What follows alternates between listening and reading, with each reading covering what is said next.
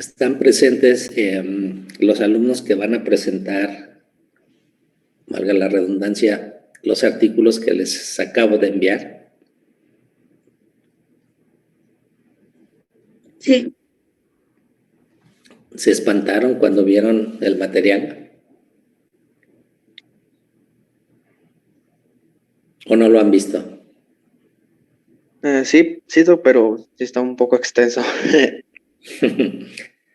Sí, les traté de poner... Las imágenes dan como miedo. Sí. Esa es, creo que, la reacción normal. Cuando uno empieza a tener contacto con las publicaciones científicas. Antes pues, la vida era muy sencilla, ¿no? En tiempo de los griegos, los filósofos eran médicos y muchas cosas a la vez.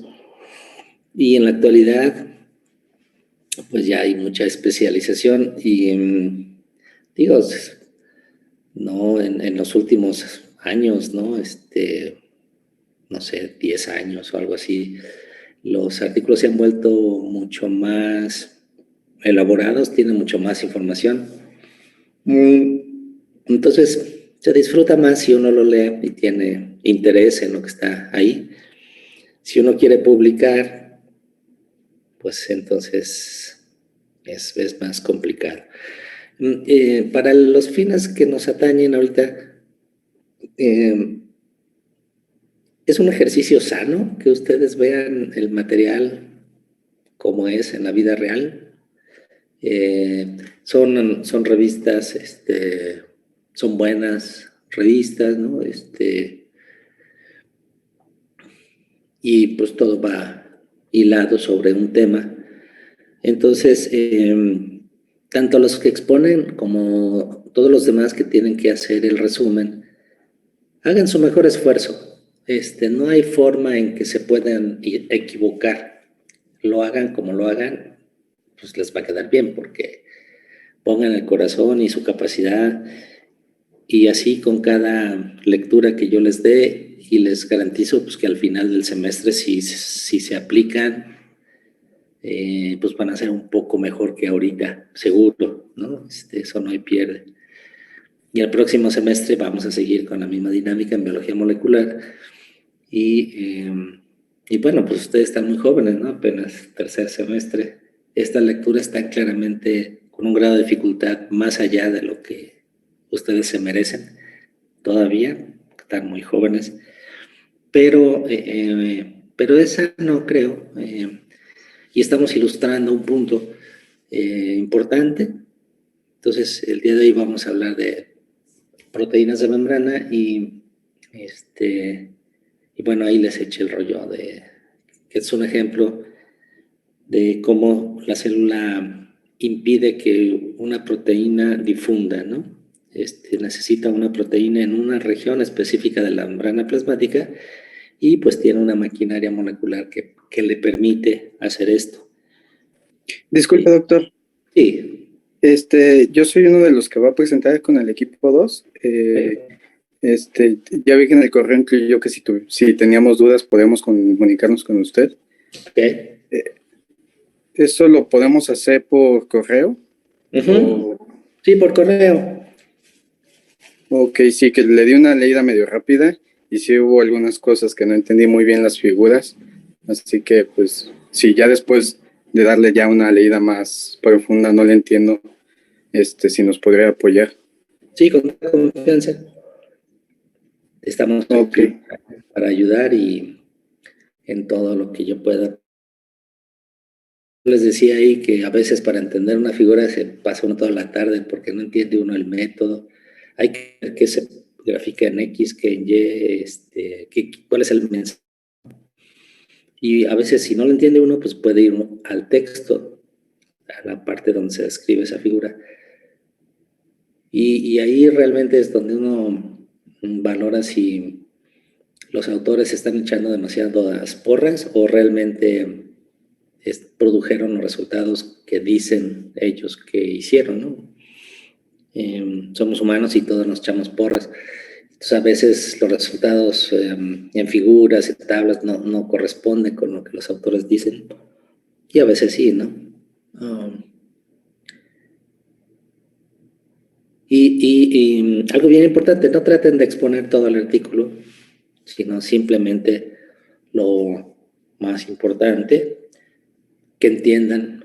Son miles de figuras, no las presenten todas en su exposición, y menos si no las entienden, que nada más nos vamos a aburrir y a confundir. Entonces, ahorita hagan su mejor esfuerzo, es un concepto importante. Practican su inglés, practican su comprensión de lectura, practican su habilidad para escribir el resumen. Todos me tienen que enviar los resúmenes. ¿Sale? Bueno, vamos a pasar la lista. Recuerden prender su cámara y decir presente cuando escuchen su nombre, por favor. Ávila López Dante.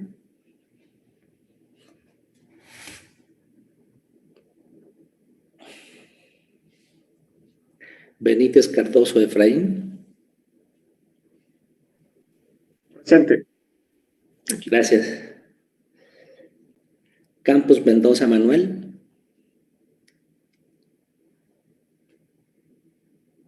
Buenos días. ¿Dijo Manuel Campos? Sí, Campos Mendoza. Sí, profesor, yo. Perfecto, gracias. Sí, gracias. Cárdenas Meléndez Andrea. Presente.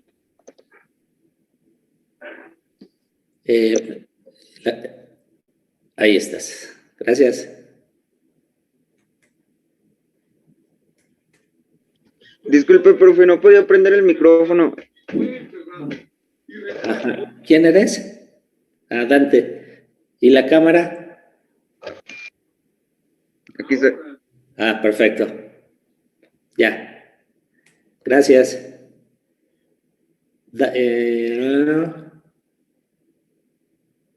Duarte Puente Andrea.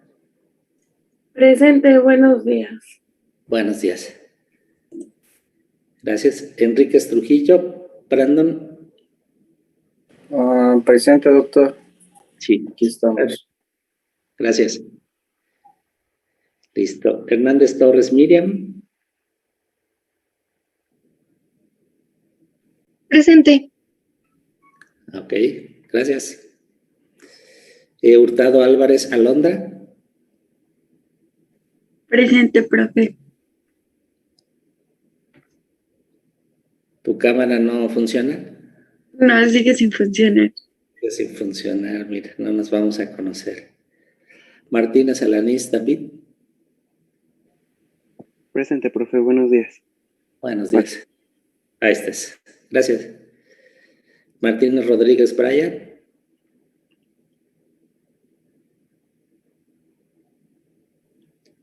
Presente, profesor.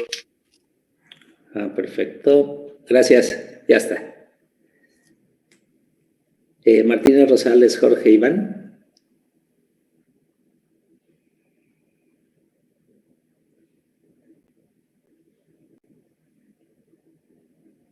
Sí, sí te veo conectado, pero creo que tienen el micrófono apagado. ¿No? Martínez Rosales Jorge. Ok, ahí estás, ya te vi. Gracias. Monsiváis Flores Salvador. Creo que esta lluvia no ayuda mucho. Presente. Gracias. Perfecto. Olmedo Rodríguez Anaí. Presente. Ya. Perfecto. Gracias. Padilla Ayala Héctor.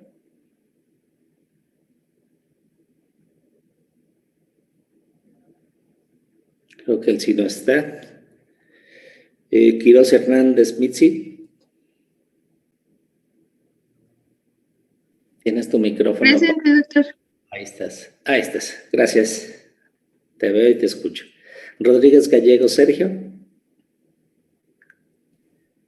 Presente. Gracias. Listo. Rodríguez Palomo Valeria. Presente, buen día. Buen día. Gracias.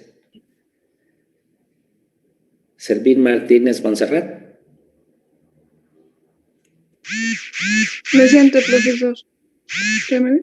Sí. Gracias. Oresti Vanegas Valeria. Presente, profesor. Gracias. Listo. Y Zavala Rivera Areli.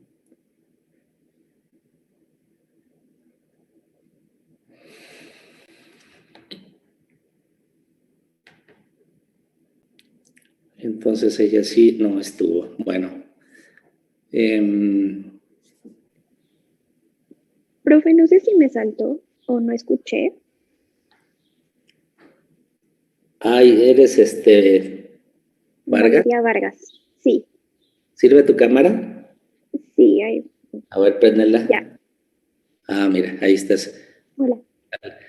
Sí, es que te había sacado de la lista porque Ah, entonces te tengo hasta abajo. Quiero meterte en orden alfabético como siempre para que no esté señalada como aparte. Perdón, ok.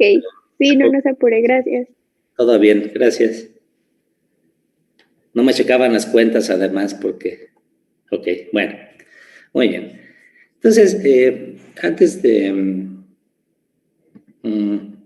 empezar a ver las proteínas de membrana, vamos a hablar un poquito nada más de la tercera categoría de lípidos que son de los más abundantes. Y bueno, pues hay que decir algo al respecto, nada más por esa razón. Y esta categoría son los glicolípidos. Son, como su nombre lo dice, pues son lípidos que tienen moléculas de azúcar unidas covalentemente. Estos glicolípidos tienen una selectividad así tajante, grande, por la monocapa en la que se localizan. Todos los glicolípidos y la mayoría de las glicoproteínas se localizan exclusivamente en la monocapa externa de la membrana plasmática. Son lípidos que tienen unidas azúcares. Los azúcares son diversos monosacáridos que se pueden unir entre sí para formar cadenas largas, complejas, difíciles de estudiar porque la información para hacer las cadenas pues, no está codificado en algún lado como las proteínas. Entonces, pues es un campo que está activo, pero se ha rezagado un poco respecto a los demás, ¿no? Estos glicolípidos se sintetizan a partir de un precursor que llamamos esfingosina. Ahorita les voy a mostrar la fórmula. No es de glicerol propiamente dicho, sino a partir de un derivado del mismo. Entonces, todos los glicolípidos tienen como base la esfingosina, más otras cosas que los hacen, les dan individualidad. Estos glicolípidos tienden a unirse entre sí, forman uniones homotípicas y tienen preferencia por las bases falsas lipídicas. Estas regiones de membrana que les platiqué un poquito, que tienen una composición distinta del entorno, son ricas en glicerol. Ahora les platico que son ricas en glicolípidos. Y estos compuestos reciben los azúcares, se les pegan los azúcares en el aparato de Golgi. Entonces, esto es un poquito así, cosas generales de estos lípidos que son también de los más componentes más abundantes en la membrana plasmática.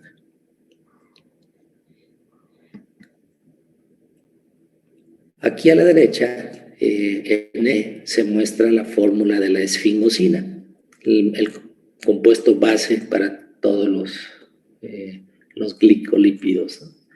Entonces, como pueden ver, tienen algo parecido a glicerol, ¿no? Los 3 carbonos, pero si se acuerdan, el glicerol tenía, en los 3 carbonos tenía unido OH, aquí en el segundo tiene un grupo amino, un NH3, y en el primero, aunque tiene un OH, también tiene otra cosa, que es un ácido graso característico, ¿no?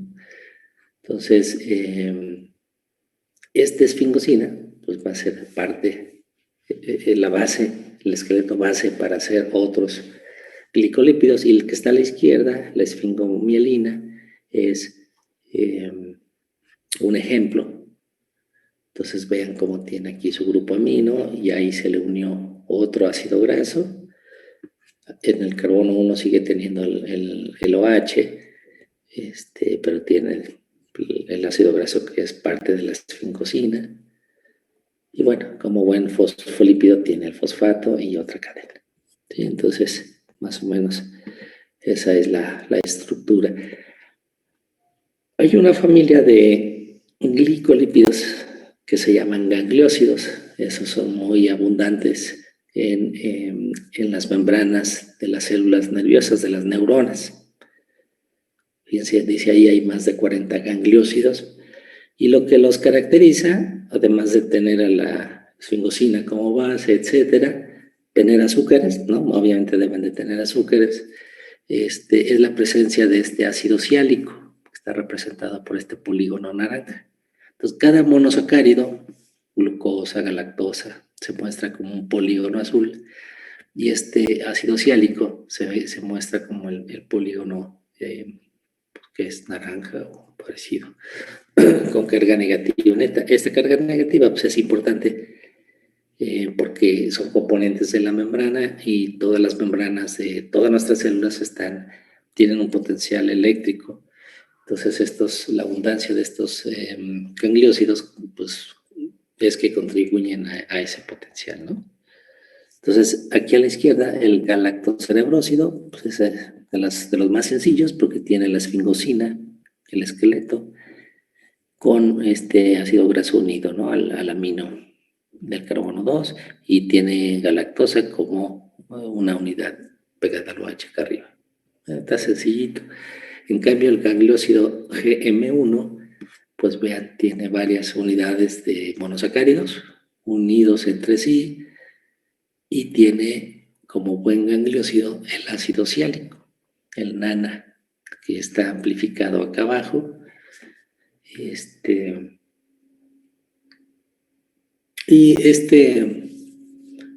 Obviamente que la función biológica de este gangliósido GM1 no es unir a la bacteria del cólera, pero si no lo tuviéramos en nuestras células, el cólera no sería una enfermedad de los humanos, ¿no?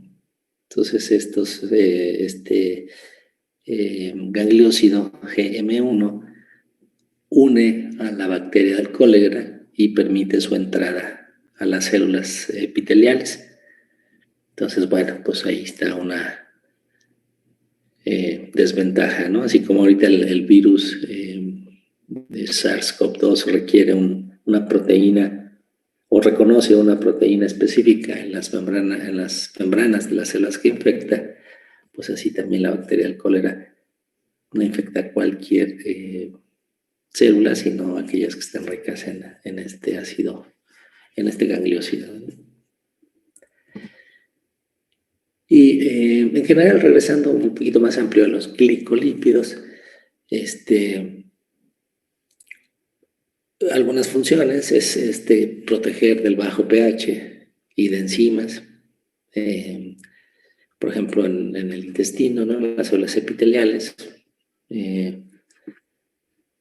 Ustedes saben, las células epiteliales son células polarizadas, tienen una membrana apical, digamos, en el intestino que da a la luz del intestino y otra cara vasolateral que da al interior del cuerpo y tienen diferentes proteínas y no se mezclan entre sí. Ese es otro ejemplo en donde la célula mantiene un control bonito sobre la localización de sus proteínas. Este gangliósido GM1, ya les comenté, funciona como un receptor para la bacteria del cólera. Y bueno, pues esa es una coincidencia desafortunada. Obviamente no es la función para la que fue creado, ¿no? Como entidades cargadas, pues estos gangliósidos pues, tienen efectos importantes en el potencial de membrana, como ya les había comentado. Y finalmente, les comento que estos glicolípidos son importantes en procesos de reconocimiento intercelular, entre células. Hay un grupo de proteínas que se llaman lectinas que reconocen específicamente polisacáridos. Entonces, los glicolípidos tienen estos polisacáridos y pueden ser blancos de estas lectinas, ¿no? Estas azúcares, vamos a ver, también se pueden pegar a proteínas. Entonces, las lectinas, estas proteínas pueden estar en la superficie de una célula y luego reconocer los azúcares pegados a estos glicolípidos en otra célula y mediar la interacción célula-célula. ¿Sí? Y bueno, creo que eso es todo lo que les quería platicar de los glicolípidos, algo para no irnos en blanco antes de pasar a las proteínas.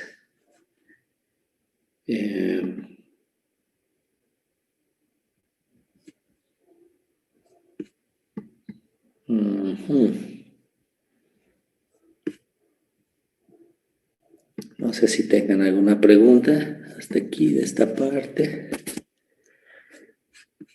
Tengo que cerrar esta presentación y quedarme con la otra. Entonces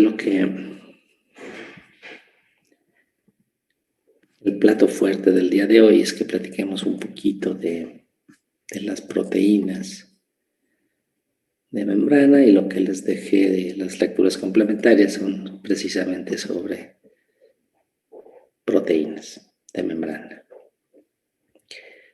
Entonces, la clase pasada dijimos que este es un modelo de la membrana biológica, 2 capas de lípidos, y flotando en esa camita de grasa están las proteínas, representadas aquí por esas partes verdes, ¿no? En forma de, pues no sé de qué podría ser, diferentes formas. Y entonces, de acuerdo al modelo de mosaico fluido de membrana, estas proteínas están flotando en esta cama de grasa y pueden difundir hacia todas partes, ¿no? Y en general eso es cierto hasta que deja de serlo. Entonces, también la célula tiene propiedades activas que le permiten inmovilizar o restringir el movimiento de proteínas de acuerdo a sus necesidades, ¿no?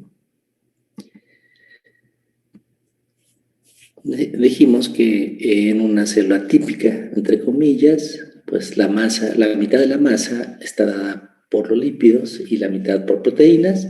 Como los lípidos son más chiquitos, hay más o menos 50 moléculas de lípidos por cada molécula de proteína. Pero hay muchas variaciones. Miren, por ejemplo, en la membrana mitocondrial interna, aproximadamente el 75% de la masa son proteínas. Ya no es el 50 y 50 de una célula típica. Mientras que en la mielina, menos del 25% de la masa son proteínas. Y bueno, cada membrana está ajustada a su función. Por ejemplo, la mielina, su función es aislar, funcionar como aislante. Miren, aquí les quise mostrar esta figurita. Lo que está en verde acá arriba está el esquema de una neurona. Tenemos el cuerpo celular, el núcleo, las dendritas, son todas estas proyecciones que salen del soma o cuerpo, la parte azul. Y luego tenemos el axón. Toda esta parte roja es el axón. Y al final el axón se bifurca y forma las terminales nerviosas, en donde se comunica con otra célula. Hace un contacto, una sinapsis se llama esa estructura, con otra neurona, con una célula muscular. Bueno, como pueden ver aquí, una buena parte del axón está cubierto en verdecito, y eso es lo que representa la mielina. Entonces la mielina es una capa aislante y como les dije la vez pasada, está constituida por varias capas, son varias envolturas de una membrana celular, una membrana plasmática, y lo que era el citoplasma de esa célula se apachurra y se elimina. Entonces quedan las membranas una sobre la otra. Y como la función es aislar, pues realmente no requiere muchas proteínas. Y vean cómo la vaina de mielina, aprovechando, no es continua, sino que hay estos cuadritos rojos representan regiones del axón que no quedan cubiertos por la mielina. Eso se llaman nodos de Ranvier. Y los verdes se llaman internodos. Entonces, cada internodo, cada región cubierta de mielina, cada internodo viene de una célula y es diferente en el sistema nervioso central y periférico. Entonces, no les voy a hacer bolas con todo esto. Solo quiero hacerles hincapié en esta parte roja, que es el segmento inicial del axón. Debe ser Axon Initial Segment, por eso es AIS. En esta parte roja es donde se genera el potencial de acción, una señal eléctrica gigante, enorme, que tiene la capacidad de viajar, de propagarse. Se genera en este punto y tiene que viajar por todo el axón. Imagínense los axones que viajan de la médula espinal hasta la punta de los dedos del pie o de la mano. Pues estos son, los axones son larguísimos, es uno solo, ¿no? Bueno, entonces esos potenciales de acción pues son necesarios para que podamos mover los dedos de los pies o de las manos o los brazos. Y se genera en este punto el potencial de acción. Y en ese punto, para que se genere este potencial de acción, se requiere la función de unas proteínas que se llaman canales de sodio sensibles a voltaje. Y las lecturas que les envié para complementar este tema es justamente sobre esas proteínas, ¿no? Entonces la célula necesita que en esta región exista una concentración muy elevada de canales de sodio y que esos canales de sodio necesita que no difundan por la membrana hacia el soma y hacia las dendritas. No tiene nada que hacer acá. Tampoco difunde hacia la parte del axón que está cubierto por mielina. Pero sí en los internodos, en los nodos de Ranvier, perdón, hay una concentración muy alta de estos canales y eso permite que la conducción sea saltatoria, se dice, ¿no? Muy, muy rápida.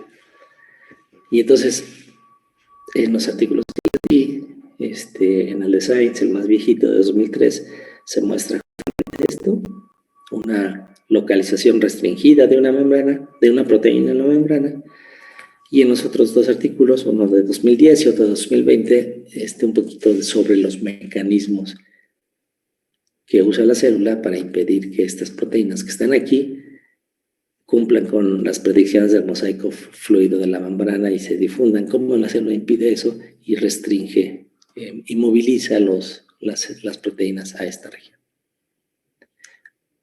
¿Alguna pregunta?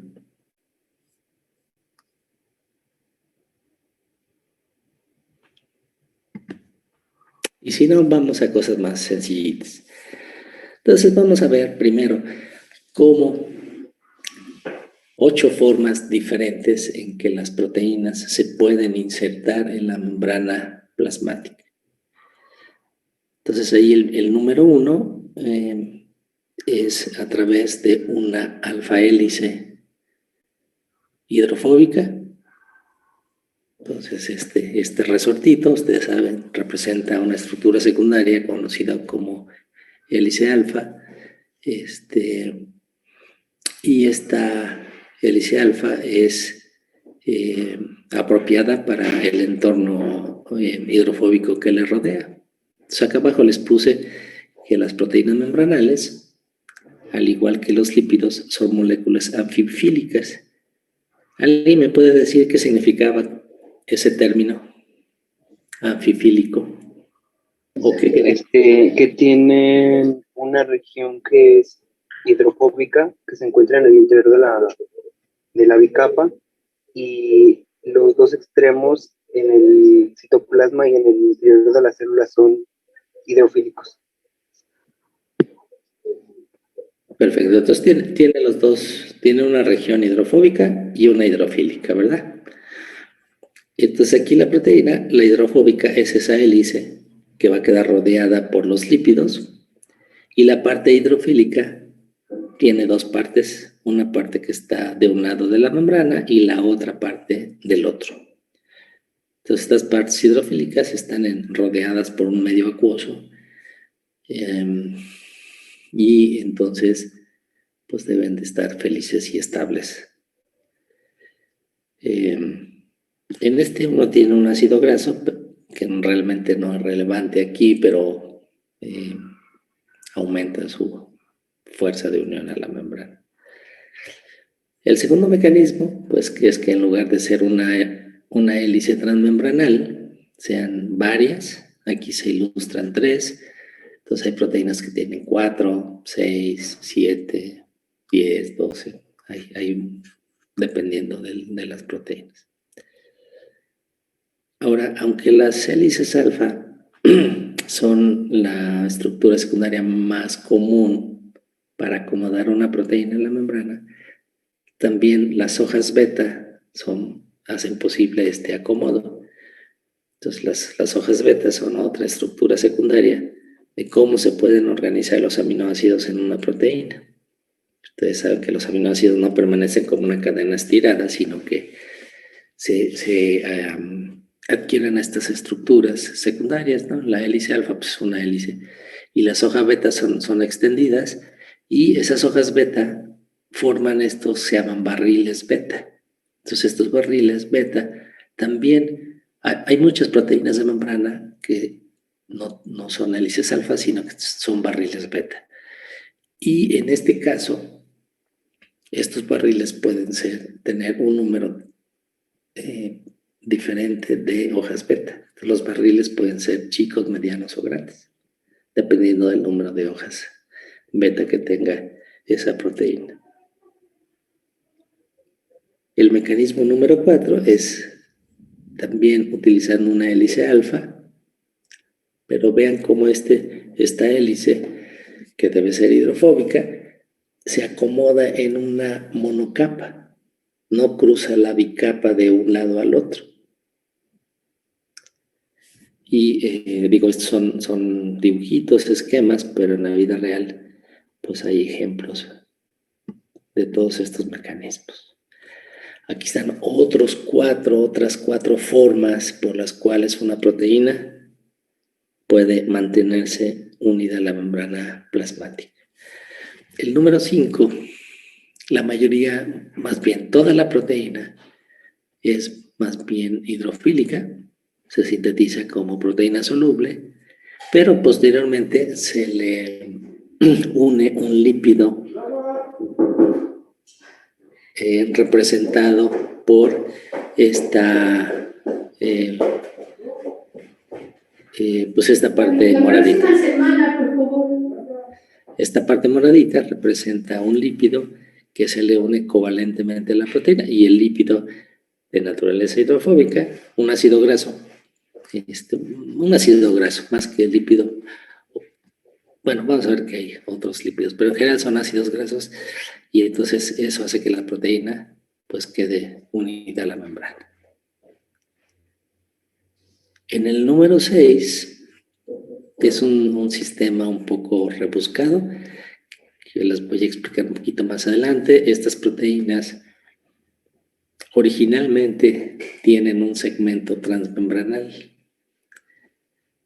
pero durante el proceso de síntesis, eventualmente se corta ese segmento y se le adiciona esta molécula de azúcar fosfatidilinositol. Entonces, estas proteínas están unidas a la membrana por un enlace en glicofosfatidilinositol. Entonces, ya la clase pasada vimos el fosfatidilinositol, están los dos ácidos grasos, el fosfato, y aquí están los glicos, los azúcares. Cada polígono azul es una molécula, un monómero de azúcar. Y para probar si y la proteína está completamente fuera de la célula. Aquí el exterior es arriba. Una prueba que uno puede hacer es ponerle la fosfolipasa C. Aquí dice test liberación por PLC, fosfolipasa C. Si una proteína está unida a la membrana por este mecanismo, entonces la fosfolipasa C va a cortar la unión al lípido y va a liberar a la proteína de la membrana. Es una prueba muy sencilla. Los últimos dos casos, pues son un poquito un engaño porque se trata de proteínas periféricas que están asociadas a la membrana indirectamente a través de unir algún componente realmente membranal que está ilustrado aquí en un color pálido. Entonces, este tiene su hélice transmembranal hidrofóbica, esta proteína pues, está fuertemente unida a la membrana, ¿no? Y hay otra proteína verde que tiene mucho amor por esa proteína, se puede unir con alta afinidad y eso hace que la unión sea estable y entonces esa proteína verde se localiza ahí. Entonces el modo 7 es del lado citosólico y el modo 8 es del lado extracelular, pero es básicamente lo mismo. Entonces hay pruebas que uno puede hacer. Por ejemplo, en el caso del 8, si uno aumenta la concentración de sal, pues tal vez pueda romper las interacciones proteína-proteína y despegue a la proteína verde de la membrana. Bueno, ¿alguna pregunta? ¿Alguna duda? Entonces son 8 mecanismos y en el examen les voy a preguntar que mencionen 4, que expliquen 4. Estos dijimos que son los primeros 4. Una hélice de varias hélices transmembranales, un barrilete a través de una hélice pero acomodándose en una monocapa a través de la unión por un ácido graso, a través de este enlace glicofosfatidilnositol o asociándose fuertemente con alguna proteína membranal, ya sea de lado citosólico o extra.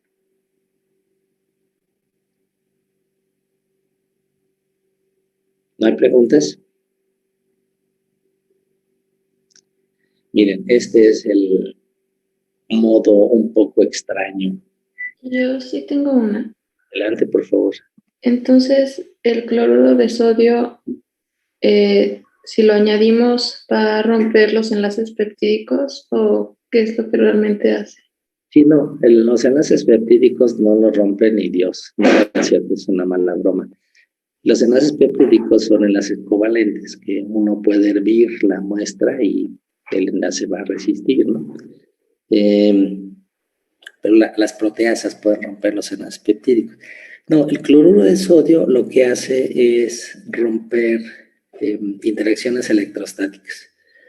Entonces, si las proteínas están unidas, ya sea la 7 o la 8, están unidas por, digamos, hay muchos tipos de enlaces que pueden estar mediando la interacción de la proteína verde con la fantasmita.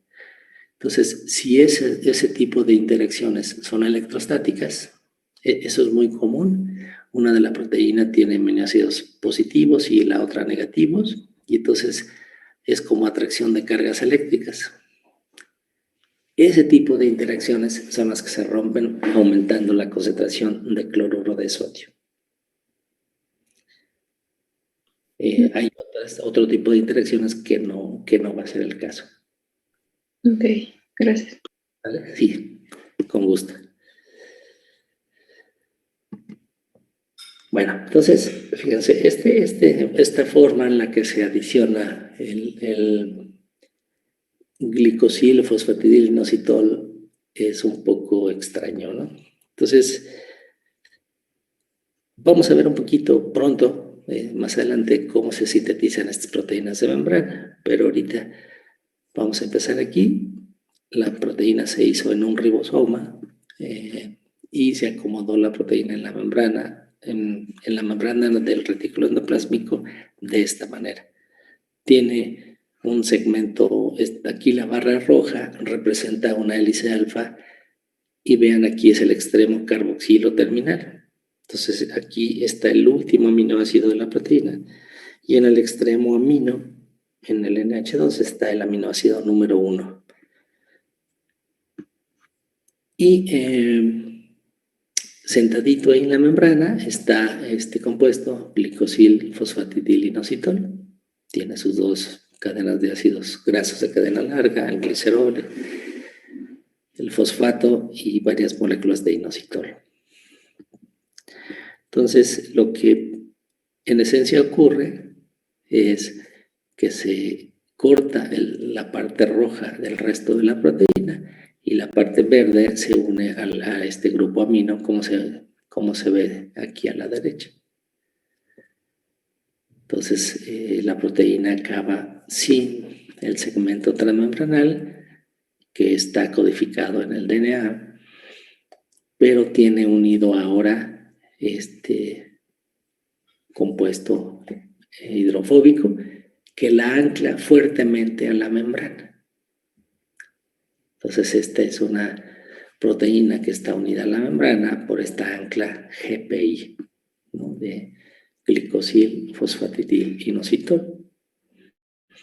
En este caso está durante el proceso de síntesis, entonces la proteína está en el lumen, está en el interior del retículo endoplásmico, pero vamos a ver más adelante también que por tráfico vesicular, esta proteína se va a llevar a la membrana plasmática y cuando la vesícula se fusione con la membrana, esta parte interna va a quedar hacia afuera, de tal manera que la proteína va a quedar ahí, como se ilustra aquí. Entonces la parte de arriba es el lado extracelular y adentro es el citosol. Pues la proteína queda hacia afuera, cuando antes estaba en el lumen, o sea, en el interior del retículo endoplásmico. Es como si se volteara. Sí, quedó claro. Entonces es una curiosidad biológica, bueno, pues llama la atención que se llegue a que exista este mecanismo, ¿no? Y como ya sabemos, la fosfolipasa C tiene la capacidad de romper este enlace y puede, si todas las proteínas que tengan este tipo de unión o que estén ancladas a la membrana unidas a este grupo, van a ser liberadas o despegadas de la membrana por medio de la fosfolipasa C, que lo que realmente corta pues es un lípido.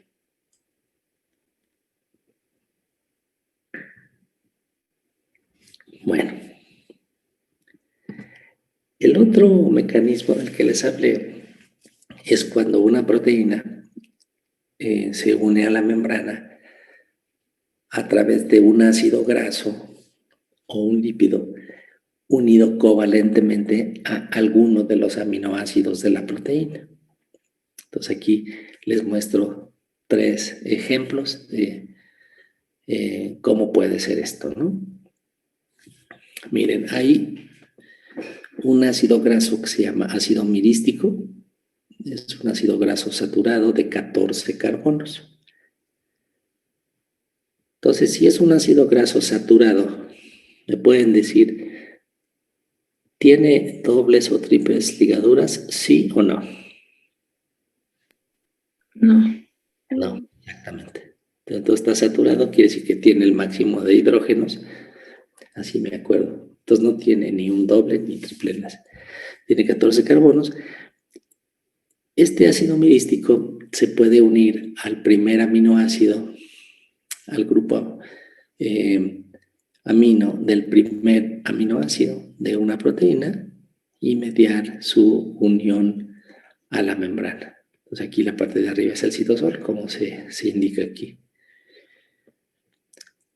Hay otro ácido graso que se llama el ácido palmítico, también es saturado, pero tiene 16 carbonos, y este es una modificación regulable. Entonces la primera era constitutiva, hay proteínas a las que se les une el ácido mirístico cuando nacen. Y la unión del ácido palmítico es regulable. Esto quiere decir que va a ocurrir solo bajo ciertas condiciones.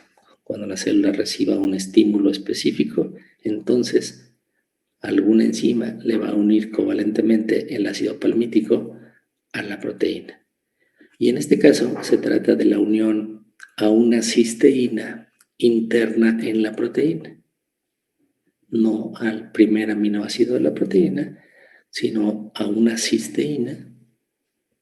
Aquí está el azufre de la cisteína, pues que tiene la proteína. Y el tercero, pues este sí no es un ácido graso de cadena larga, pero sí es un lípido. Dice aquí es un ancla de farnesilo. Que hay dos tipos se llama prenilación, la modificación. Y fíjense qué rebuscado. Este grupo, ahí está la fórmula, se une a una cisteína que esté a menos 4 aminoácidos del final de la proteína. Una vez que se une a la cisteína, una proteasa corta los últimos 3 aminoácidos, una metilasa la metila y luego se inserta en la membrana. Entonces es una modificación post-traduccional bastante rebuscada, con muchos componentes y finalmente pues termina uniendo a la proteína a la membrana por la unión de un componente hidrofóbico que se inserta perfectamente en una monocapa de lípidos. Entonces así es la biología muy compleja. Miren, la proteína sinasa SARC se pronuncia como si hubiese una A después de la S, SARC. Esta proteína es una proteína sinasa y la capacidad de fosforilar a otras proteínas. Entonces se le pega el ácido mirístico al amino terminal. El mirístico, dijimos, es una modificación constitutiva. Pero la proteína sigue siendo citoplásmica porque la unión con un ácido graso realmente permite una unión débil a la membrana. Y bajo ciertas condiciones específicas se le une el ácido palmítico, que es la segunda modificación. Entonces ahora que la proteína ya tiene 2 mecanismos, o sea, 2 ácidos grasos para reclutarse a la membrana, entonces ahora sí, la proteína efectivamente se pega a la membrana y fosforila proteínas que le queden cerca, ¿no? Entonces, en este caso de SARC, es una proteína de gran importancia clínica, se recluta en la membrana o su reclutamiento en la membrana requiere de la unión de 2 ácidos grasos, el ácido mirístico, y ese lo va a tener unido todo el tiempo y bajo ciertas condiciones se le pega el ácido palmítico. Ese ácido palmítico permanece unido a la sinasa un tiempo y eventualmente es removido para que la célula regrese a un estado basal capaz de responder nuevamente a la señal que indujo la unión del ácido palmítico, ¿no? Entonces todas las señales son temporalmente limitadas, tienen un principio y un fin. Bueno, hasta aquí alguna duda, comentario, preguntas, con toda confianza. Sí, estas proteínas entonces, ¿qué son? O sea, como que todavía no entiendo la idea general. ¿Son ligandos? ¿Son...? No, esta sinasa, en realidad estamos hablando aquí de una sola proteína, eso se llama SARC, y es parte de los mecanismos de transducción de señales. Entonces, Normalmente una célula o un grupo de células genera una molécula señal, la libera al medio, otra célula tiene un receptor para esta señal, y la mayoría de las señales se reciben en la membrana a través de receptores específicos y después pasan la señal intracelularmente en forma de cascada. Entonces el receptor le pasa la señal a otra proteína y esa proteína a otra y a otra, así en forma de cascadas. Entonces, la proteína sinasa SARC, de la que estamos hablando, de su reclutamiento a la membrana, su activación de esta proteína depende de que se reclute a la membrana. Y su reclutamiento va a ocurrir solo cuando se reciba la señal. Pero la señal se recibe por un receptor y el receptor, habría que ver exactamente en qué escalón queda SARC, pero no es el receptor con toda seguridad. Podemos poner ahorita la sinasa como parte de los mecanismos de transducción de señales intracelulares. ¿Sería suficiente por ahorita? Pues por ahorita sí. Ok. Entonces, SARC va a terminar reclutándose a la membrana y va a fosforilar a otras proteínas. Entonces, así como SARC recibió la señal de arriba y se activó, parte del proceso de activación es que se reclute a la membrana, así SARC va a pasar la señal río abajo, fosforilando a otras proteínas que van a cambiar su función después de ser fosforiladas. Y sigue la cadenita hasta que eventualmente se monta una respuesta celular apropiada al estímulo que se recibió. ¿Sí? Entonces la célula recibe una señal, hay muchos niveles moleculares de acción y luego al final la célula tiene que montar una respuesta apropiada a la señal. Entonces la señal puede ser crecimiento, proliferación, puede ser migración celular, puede ser diferenciación, puede ser muerte celular por apoptosis. Entonces la respuesta celular pues es muy variada, ¿no?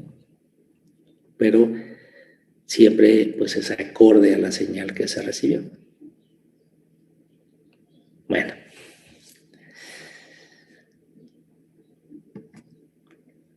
Ahora, vamos aquí les pongo una pregunta. Si ustedes saben la secuencia de aminoácidos de una proteína, ¿podrán predecir si se localiza en la membrana? ¿Alguien? Sí. Bueno, es lo que vimos en Bioquímica 1, que hay hasta programas donde te marcas la sección teórica que va a ser hidrofóbica y hidrofílica, ¿no? Y me imagino que también se podría calcular manualmente, pero ha de ser mucho trabajo con los puntos isoeléctricos y todo eso. Ok, entonces sí, entonces el punto clave aquí es buscar las regiones hidrofóbicas, ¿no? Siguiendo el razonamiento de que, por ejemplo, la hélice transmembranal va a estar inmersa en un ambiente hidrofóbico y por lo tanto debe tener aminoácidos hidrofóbicos.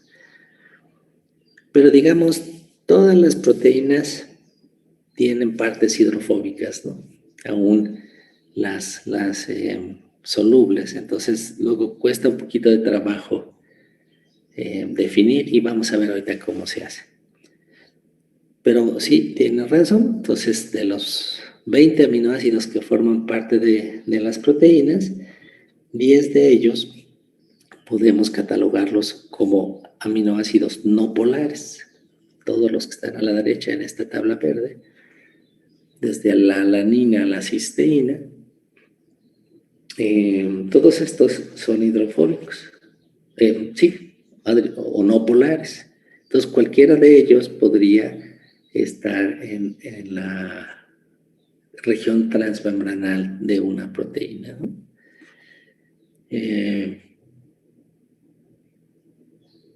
Bueno, y los otros 10 aminoácidos son polares, esos no serían estables dentro de una bicapa, menos aquellos que tienen carga neta negativa, como el aspartico glutámico, o positiva, como la lisina o arginina. Pero pues tampoco los polares no cargados, ¿no? O sea, aquí hay una carga parcial. Bueno, entonces, les comenté hace rato que la forma más común en la que las membranas se insertan, las proteínas de membrana se insertan en esta, es a través de hélices alfa. Y entonces, esa región, de esa hélice, tiene que estar enriquecida, y eso pues se ha visto en los tipos de aminoácidos no polares. Entonces, vean, aquí está la leucina, fenilalanina, alanina, cisteína, alanina y psilocina, fenilalanina, todos estos son no polares. Ahora, vean cómo de forma interesante también tenemos algunos aminoácidos azulitos, miren, la tirosina, la histidina, la serina. Entonces, aunque están en la orilla, pues sigue siendo parte de la hélice. Y esta tirosina está aquí en medio. Entonces, allí es difícil decidir. Si ustedes ven la secuencia primaria de aminoácidos, es decir, la secuencia de qué aminoácidos forman la proteína, pues, ¿cuándo deciden si una proteína forma parte? Si una región hidrofóbica, esa es la pregunta, es suficiente para cruzar la membrana. Ahora, se ha visto que se requieren al menos 20 aminoácidos para formar una hélice alfa capaz de cruzar la bicapa lipídica. Entonces, mínimo son 20. Ahora, ¿cuántos de estos 20 deberán ser no polares? ¿Se requiere que los 20 sean no polares? ¿O con 19 y 1 polar se puede? ¿O 18 y 2, 17 y 3? Ahora, si son, por ejemplo, 16 y 4, la distribución de las cargas importa. En fin, se pueden hacer varias preguntas. Y lo que se hace para decidir, digamos, además de meter la secuencia a un programa, lo que se hace para decidir si una proteína pudiera tener regiones transmembranales o no, es hacer la curva de hidropatía. Entonces, estas curvas de hidropatía se pueden hacer basándose en la secuencia primaria. Y lo que miden, copien esa definición, por favor, es la cantidad de energía libre que se requiere para transferir segmentos sucesivos de una proteína de un solvente no polar al agua. Si entra al agua muy feliz, no se requiere mucha energía para meter ese péptido al agua, pues quiere decir que es hidrofílico y por lo tanto pues esa región no va a formar parte, no va a formar una región transmembranal. Entonces, de forma más general, estamos transfiriendo un péptido de naturaleza desconocida a un ambiente hidrofílico. Si hay que meterle mucha energía, si la cantidad de energía libre para hacer esta transferencia es grande, entonces quiere decir que el péptido es hidrofóbico, porque no quiere entrar a un ambiente hidrofílico. Entonces, se hacen estas curvas. En el eje de las X se grafica el número de aminoácido en la proteína y en el eje de las Y el índice de hidropatía. Y lo que estamos buscando es algo así como ese pico verde olivo o verde oscuro. Aquí los valores son positivos. Miren, aquí está el 0, el valor de 0. Por arriba de eso significa que le estamos metiendo energía. Aquí está el símbolo más y el símbolo menos. Entonces, si se forma un pico hacia arriba, quiere decir que para meter el péptido al agua requerimos inyectar energía. En los primeros 50 aminoácidos, miren, y la curva se toman segmentos de, por ejemplo, 10 aminoácidos, pero se va desplazando esa ventana. Entonces, el primer punto son los aminoácidos del 1 al 10, el segundo del 2 al 11, el tercero del 3 al 13. Entonces, por eso se va graficando así punto por punto y luego pues se hace una curva continua. Entonces, si ustedes empiezan en el aminoácido 0, pues aquí el péptido entra fácil, aquí más fácil, aquí alcanza un máximo. Entonces, en toda esta parte verde clarita, el péptido o la región que estamos escogiendo entra muy fácilmente al agua. No requerimos inyectarle energía. Y a partir de un punto, entonces ahora sí tenemos que inyectar energía y pues eso nos indica una región hidrofóbica. Entonces, estos cálculos, o sea, no hay que hacer el experimento y medir realmente la energía, sino que ya existen valores asignados a cada aminoácido y entonces podemos hacer esos cálculos sin hacer experimentos. Aquí esta curva de hidropatía nos reveló un solo pico. Y eso es lo que se ilustra acá arriba. Para esta proteína glicoforina, el rectángulo verde oscuro representa una posible hélice transmembranal. Entonces el resto de la proteína se ilustra con verde clarito, pero donde está el posible segmento transmembranal está verde oscuro. Y entonces sin saber si una proteína tiene o no, se pueden hacer estos cálculos con base en la secuencia primaria. Entonces aquí está una proteína más compleja, la bacteriorhodopsina, que cuando se hace el cálculo, pues vean, se identifican 7 de estos picos de verde oscuro. Vean, por ejemplo, el 3. El 3 pues está muy chiquito comparado con el 2. Entonces los investigadores, o hacer investigación no siempre es así blanco o negro, ¿no? Siempre hay que tomar decisiones. ¿Voy a considerar este pico 3 realmente como un segmento transmembranal o no? Porque está como demasiado chiquito. Y bueno, pues aquí sí se cuenta. Y esta proteína tiene 7 cruces transmembranales. Solamente tiene un poco más de 200 aminoácidos y eso es suficiente para que cruce la membrana 7 veces. Y hasta el momento ha habido una correlación muy buena entre las predicciones de estas curvas de hidropatía y los resultados experimentales. Entonces, la cristalización de proteínas de membrana ha quedado un poco rezagada en relación a la cristalización de proteínas solubles, hidrofílicas, pero hay muchas proteínas de membrana cristalizadas. Y la correlación, les repito, ha sido muy buena, lo cual nos hace confiar en este método, ¿no? de curvas de hidropatía para predecir la presencia de segmentos transmembranales.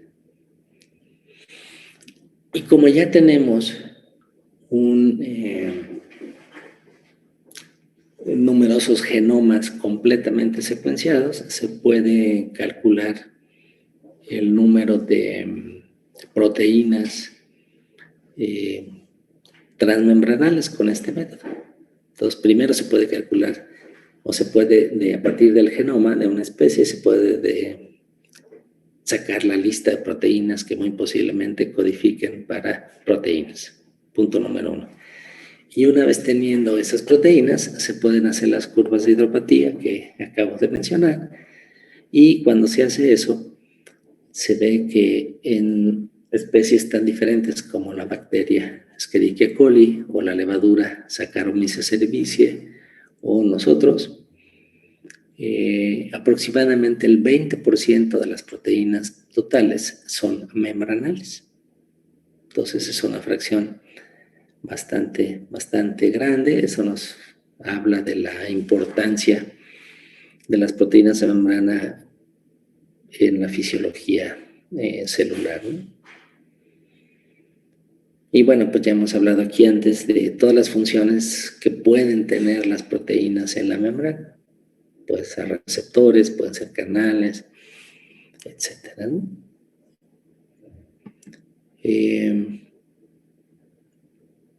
Ahora, cosas que se han visto experimentalmente son curiosas, ¿no? Porque resulta que en numerosas proteínas, como las acuaporinas, que son canales para agua, o canales de potasio, hay hélices que no tienen los 20 aminoácidos que dijimos son necesarios para cruzar toda la bicapa. Entonces, si uno hace la curva de hidropatía, pues esta hélice cortita no calificaría como una hélice transmembranal.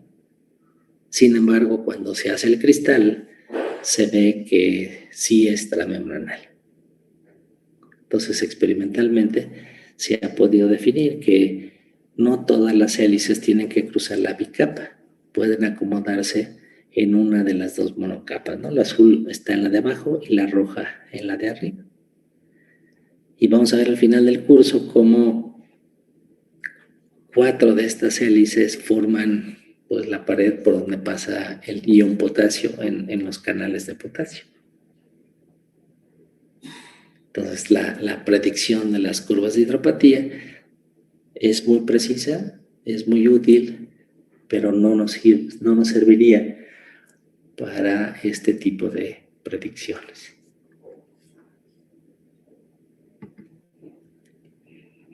Ahora, esta es una observación curiosa. Se ha visto que si uno tiene una proteína, estos son 7, creo, ¿no? 1, 2, 3, 4, 5, 6, 7, sí.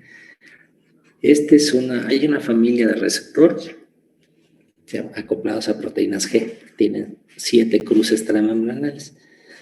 Y curiosamente, si ustedes cortan con una proteasa la unión, cortan la proteína en 2, ¿no? En 2 fragmentos, como está acá abajo, o hacen por biología, por DNA recombinante, un DNA que exprese la mitad de la proteína y otra molécula diferente, la otra mitad, y luego meten esos 2 DNAs en una célula para que se hagan los dos. Por cualquiera de los 2 métodos, estas 2 partes terminan uniéndose entre sí. Es algo muy curioso. Las hélices transmembranales interaccionan entre sí. De alguna manera se encuentran cuando se hacen por separado, o si están juntos, permanecen juntos aún después. Es una observación un poco curiosa.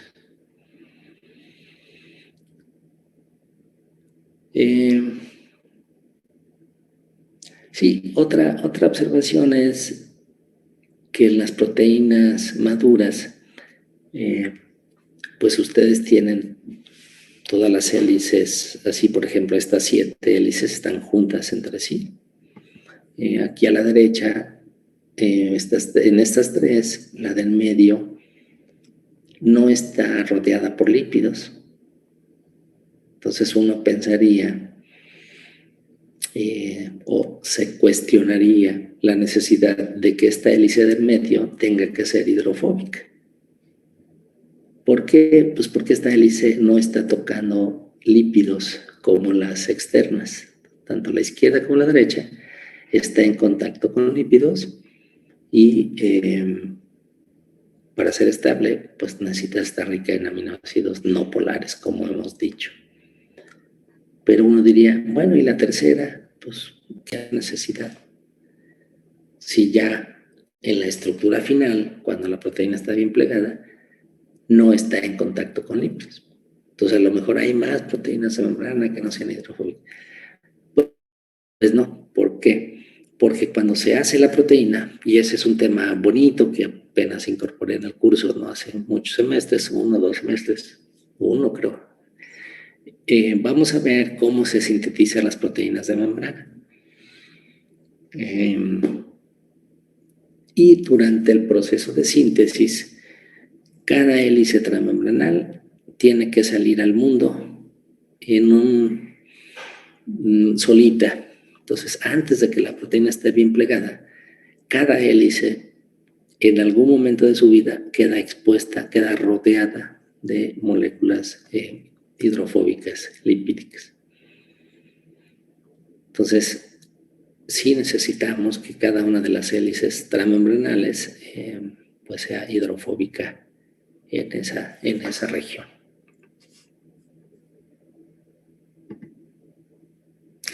Miren, este es es un ejemplo, aquí se ilustra el punto que les mencioné al principio de la clase.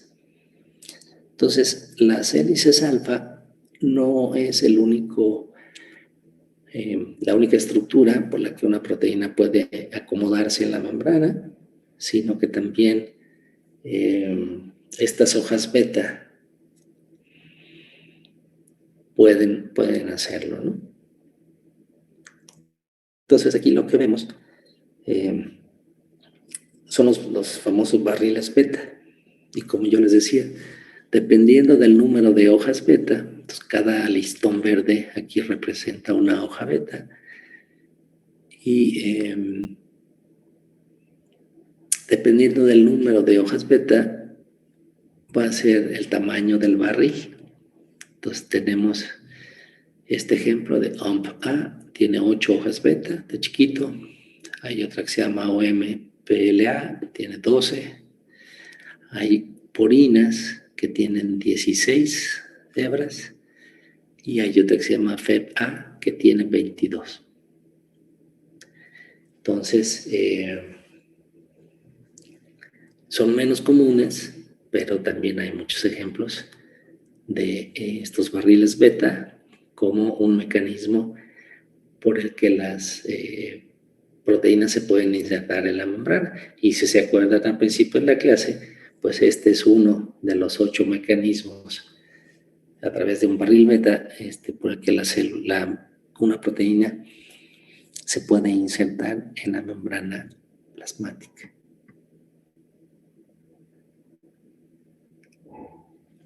Ahora, es curioso.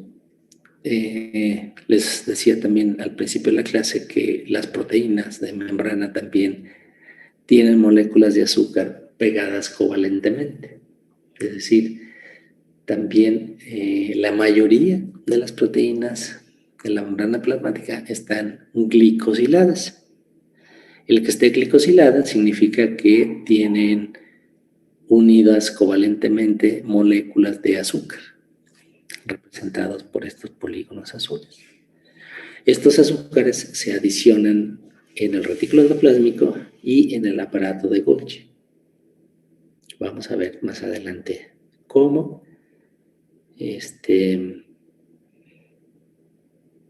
también los puentes disulfuro se forman en el retículo y aparato de Golgi.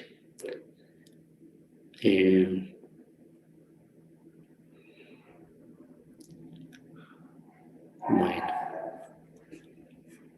estas proteínas de membrana tienen estos puentes disulfuro, se forman entre 2 azufres presentes en las cisteínas.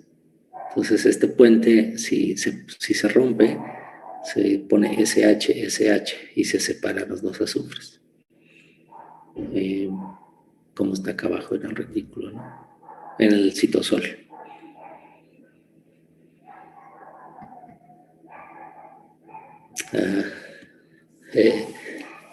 Miren qué bonito. Aquí tenemos el núcleo. Tenemos una doble membrana limitando el núcleo. Tenemos el citoplasma y luego tenemos la membrana plasmática. Lo que vemos en negro representa la capa de carbohidratos. Entonces, las células son entes azucarados porque están rodeados por ese, le llamamos glicocálix, una cubierta de azúcares, que como vimos pueden estar pegados a los lípidos o pueden estar pegados a las proteínas de membrana. Pero prácticamente hay un continuo de azúcares en el límite de la célula con el mundo, ¿no? Aquí se visualiza con un compuesto que se llama rojo de rutenio.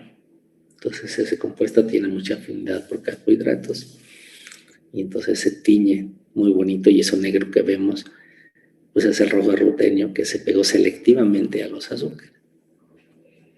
Nos permite visualizar de una forma gráfica y clara la capa de azúcar.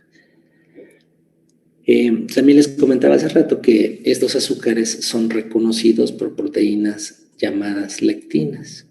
Entonces, la lectina es una categoría de proteínas que tienen la capacidad de unirse selectivamente a carbohidratos. Entonces, hay diferentes lectinas que se unen a diferentes carbohidratos. Es algo muy importante. Vean aquí, se ilustra este punto de que el mundo externo es un mundo azucarado. Entonces, cada polígono azul es un residuo de azúcar y esos azúcares están pegados a lípidos, como acá abajo el glicolípido, este y este, o a muchas proteínas. Y vean cómo los monosacáridos se unen entre sí para formar estas cadenas ramificadas. Y los científicos no saben exactamente dónde está escrito el orden para que se den ese número o para que se ramifique de esa manera algunas cadenas.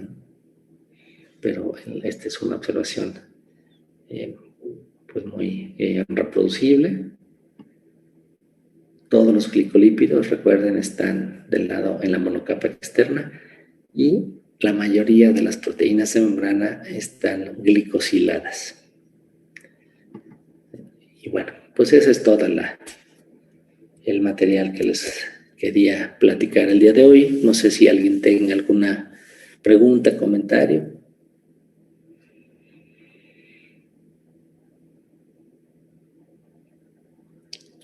Bueno, entonces todo mundo, por favor, lea esos artículos, hagan su resumen, 1 o 2 páginas cuando mucho.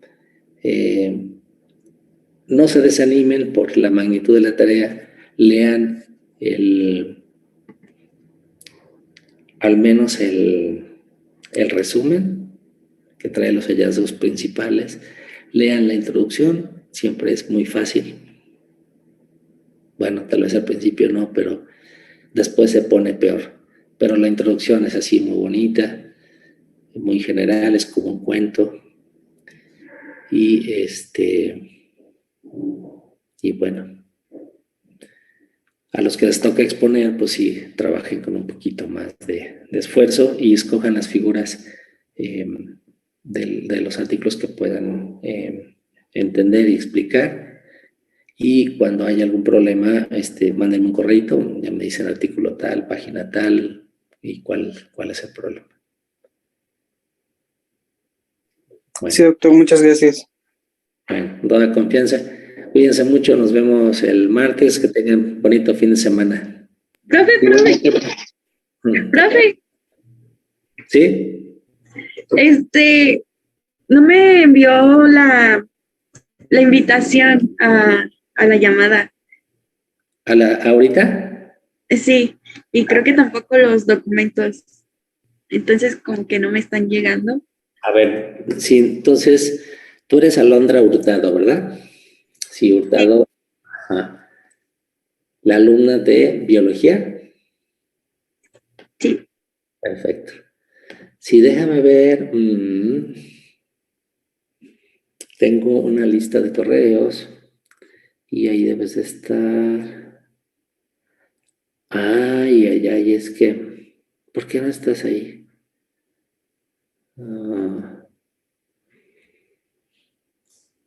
Bueno, ¿me dices tu correo, por favor? Sí, es BG3, Perdón, otra vez. BG3, B de burro, sí, G de gato, sí, 3, ok. ¿Qué más? Nona, NONA, NONA.